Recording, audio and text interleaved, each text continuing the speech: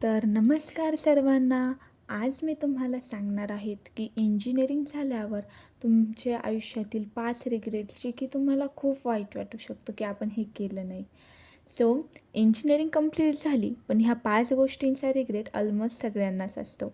First regret that first इयरला seriously घेतलं नाही. सेकंड रिग्रेट स्किल शिकायला लेट स्टार्ट केलं. थर्ड रिग्रेट इंटर्नशिप्स इग्नोर केल्या. फोर्थ रिग्रेट फक्त मार्क्सवर फोकस केला. Fifth regret right guidance search केली नाही. हा व्हिडिओ खास ज्युनियर्ससाठी आहे. तुम्ही ही मिस्टेक करू नका. पहिलं वर्ष फर्स्ट इयर म्हणजे फाउंडेशन इयर. पण बहुतेक स्टुडंट्स काय करता, अटेंडन्सवर फोकस नाही, बेसिक स्ट्रॉंग करत नाही, प्रोग्रॅमिंग कोअर सब्जेक्ट्सला इग्नोर करता. पण त्यांना काय वाटतं की अजून 3 वर्ष आहे असं समजतात.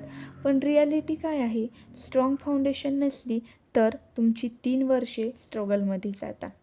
डिग्री इम्पॉर्टंट आहे पण आजच्या वर्ल्डमध्ये स्किल्स जास्त इम्पॉर्टंट आहे. सो इंजिनिअरिंग कंप्लीट झाल्यावर कळतं की कोडिंग प्रॉपरली येत नाही, कम्युनिकेशन आपलं वीक आहे, रेझ्युमे स्ट्रॉंग नाही, इंटर्नशिप एक्सपिरियन्स नाही, कंपनीज मार्क्सपेक्षा स्किल्स बघता.